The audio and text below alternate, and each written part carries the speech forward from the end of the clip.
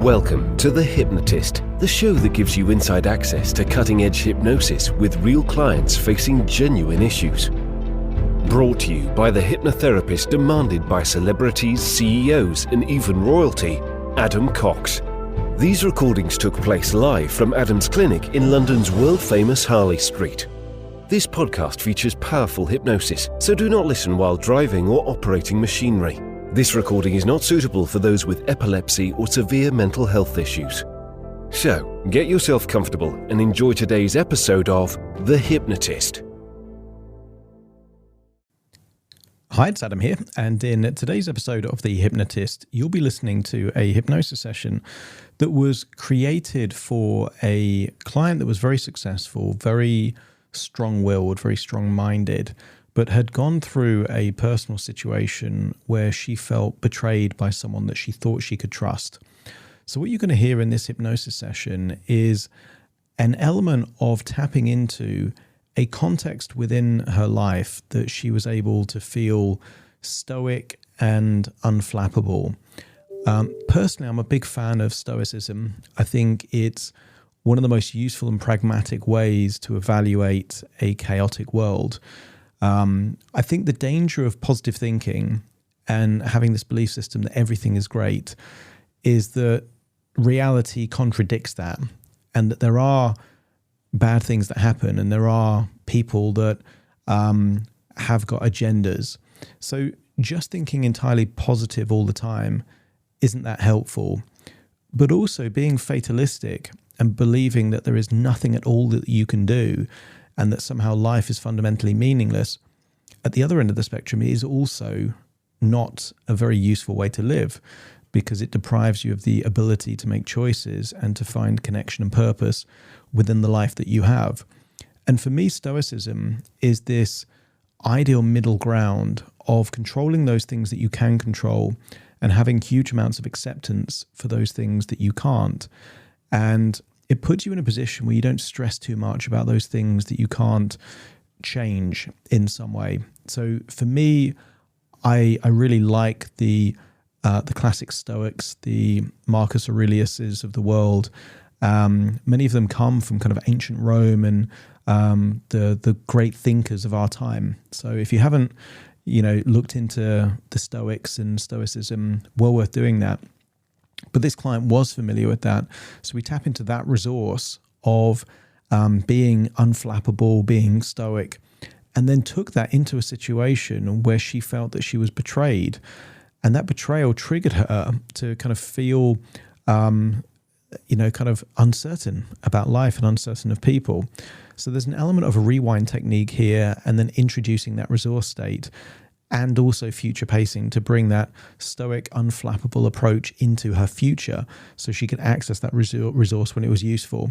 Of course, like all of my sessions, virtually they're created for the individual that I'm working with. Confidentiality is always protected. No one can ever know the clients that I'm actually working with from these sessions. But therefore, it might be more relevant, to the person I'm working with than you, in which case, if you feel that you are triggered in certain ways, or if you feel stressed or overwhelmed or not in control of your life, there will be a link in the show notes that you can schedule a free 30-minute call to explore working with me. But you might find that this session is actually useful for you to be more resourceful and handle some of the chaos in your life. So find a quiet place where you won't be disturbed, relax, and enjoy the session.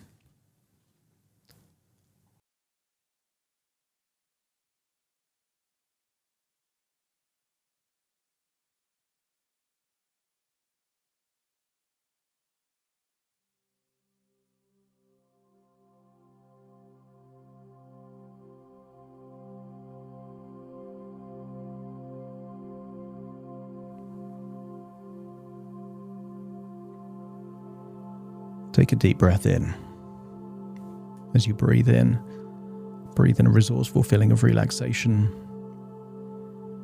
And as you exhale, just get a sense the tension, stress is leaving your body in your outward breath. As you breathe in and breathe out, allow yourself to breathe out for longer than you normally would. Accepting the suggestion that tension is leaving your body in your outward breath. And therefore, the longer your outward breath,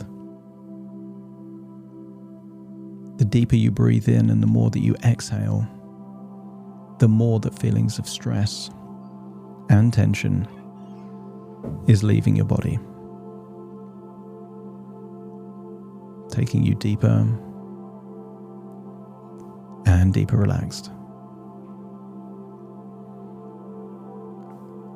As your eyelids get heavier and heavier, as you release any tension in your jaw, your forehead, your neck and your shoulders, I want you to use the power of your imagination to imagine a bright white light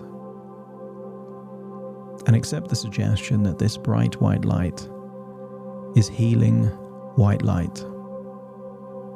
And I want you to imagine that as you breathe in through your nose, you're breathing in that healing white light, feeling it going in through your nose, down your windpipe into your lungs, allowing your heart to do what it does with oxygen, to extract that healing white light and to pump it to every cell in your body.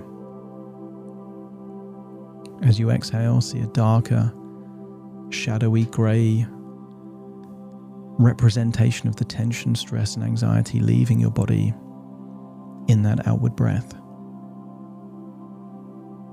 And I want you to use that same power of your imagination to imagine something deep inside that is wounded. And maybe this thing that you can imagine represents your trust in people. Or maybe it represents what represents that vulnerable essence of you. And as you breathe in that healing white light, I want you to imagine this part of you healing, getting stronger, repairing itself, breathing in that healing white light of resourcefulness and exhaling tension, stress, and anything you've been holding on to which no longer serves you, enabling you to go deeper and deeper, relaxed. As you keep breathing in that healing white light, I want you to notice the point at which this thing inside that represents trust or vulnerability or something else is fully healed. And when you feel that it's healed, let me know by nodding your head.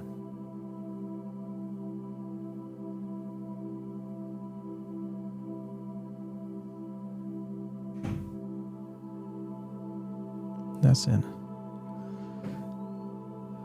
And in life, whenever you've incurred an injury or been hurt, haven't you always reflected on that moment to think about what you can do differently to reduce the likelihood of it happening again? If you twist an ankle when playing a sport, you might be more careful with your footwear. If you burn yourself picking up something, you're more cautious around the same thing. And I want you to accept the suggestion that you are wiser from whatever the experience was that created this wound. And you can create new boundaries to reduce the probability of these things happening again. But you can also become more resourceful. And I want you to think of a time where you were at your most stoic, at your most unflappable. I want you to imagine seeing yourself like you're someone else, where you felt that level of resources. See your facial expression, see what you were wearing at the time, see what you were surrounded by, and know that there was something in you at that point in time that kept you safe, enabled you to do what was necessary,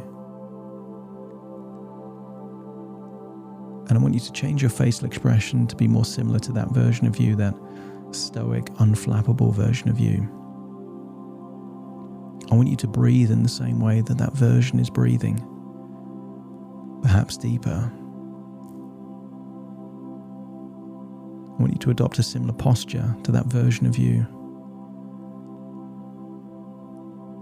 and feel like you're accessing that stoic, unflappable resource state. And then imagine drifting into that memory. So you are now in the first person, seeing what you saw when you were in that moment, but more importantly, feeling what you felt back then. Your inner dialogue had a tonality. Remember it. Your breathing had a rhythm to it. And synchronize that rhythm.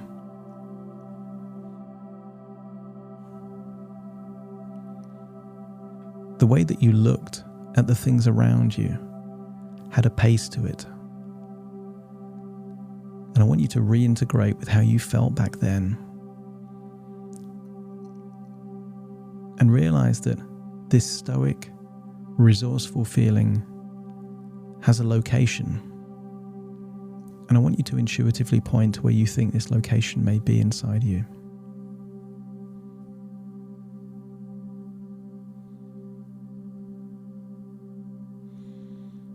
And I want you to create an image of a three-dimensional shape there in that place. Maybe a cube, a pyramid. And while it's there, I want you to notice, does it have a color? And if so, make that color brighter. If it moves, perhaps spins, spin it faster in the same direction. Give a sound to this feeling where you're stoic and unflappable.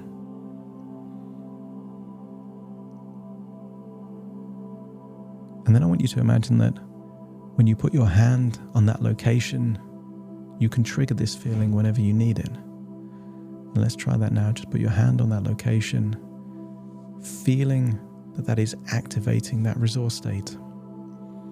And relax. That's it. And I want you to think that this resource could be useful in other areas of your life. You intuitively access this resource state when you need it, but what if you need it in other situations? And I want you to remember a time where you were hurt, perhaps betrayed. I want you to observe what happened there, as if you're watching yourself like you're someone else. Almost like you're watching a movie of you starring in this movie. Seeing the point at which something happened and you felt that betrayal or that hurt. Noticing your facial expressions, noticing how your body changed.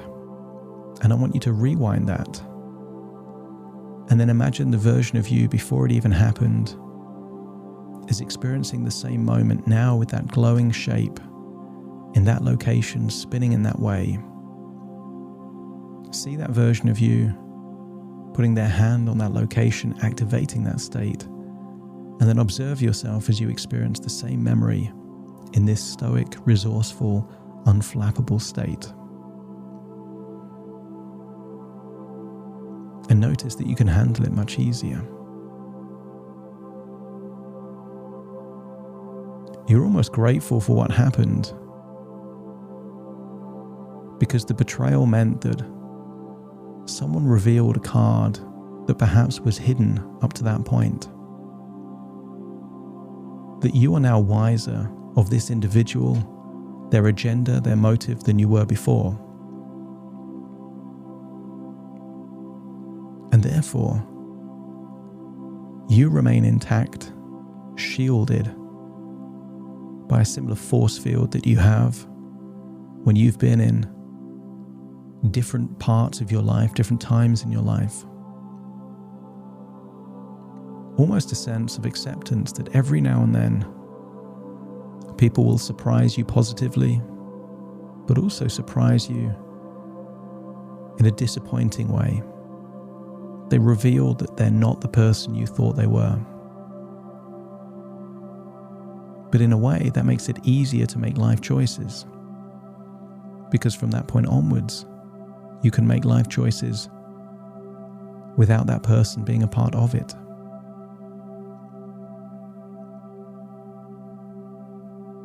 I want you to imagine if you were playing a card game and you knew everyone else's cards. It's very easy to win that game. And I want you to consider that whether it's maliciousness, betrayals, agendas, or gossip, you're almost grateful when people play these cards because it's people telling you who they really are, not who you hoped they would be. Rewind that version of you again and then step into that version of you and re-experience the same memory that originally left you with a feeling of being hurt or betrayed. But now breathe the way you breathe when you're in that stoic, unflappable state of mind, prepared for the very worst, and re-experience the same moment.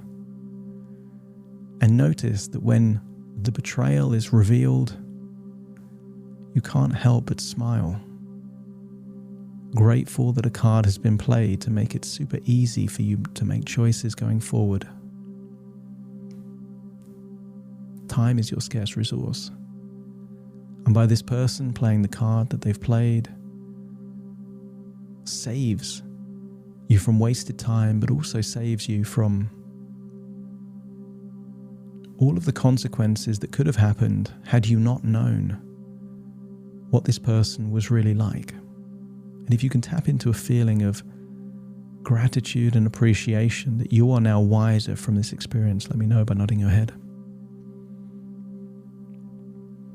And then I want you to imagine a future moment. Perhaps something 3, 6, 9, 12 months in the future, where it would be useful for you to have this stoic, unflappable state of mind, believing that people are inherently good, but still accepting that sometimes good people can do bad things. Sometimes good people can be jealous or resentful.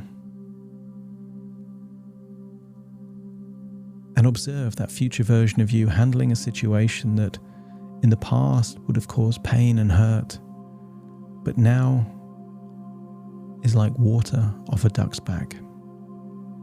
Doesn't faze you at all. But notice that this future version of you can still be composed, still smile, that you don't need to dim your light in order for others to feel brighter, that you can shine just as bright, but equally know that other people no longer have the ability to reduce your energy or to dim your light. When all parts of your subconscious mind are confident that this would be a useful resource state and that you can access it just by putting your hand on that location, imagining that shape spinning in that way, in that color, let me know by nodding your head. That's right. And then I want you to return to the present, feeling that you are wiser through the experience, feeling that a wound has been healed, and feeling that it is not your job to evaluate people any sooner than is possible. People will show you their cards. All you have to do is pay attention to them. And when people reveal who they really are, you will have no qualms in making decisions based on that evaluation that protect you and enable you to maintain your flow of energy, drive, and positivity. All parts in the present, activating all the useful resources as you take a deep breath in through your nose and out through your nose. Just wiggle your fingers, wiggle your toes. Get a sense that you're back in your body, listening to my voice in the present as I count from 1 to 10 to awaken you. 1, 2, 3, waking up. 4, 5, 6, more alert. 7, 8, open your eyes, open your eyes. 9, 10, wide awake, wide awake, wide awake.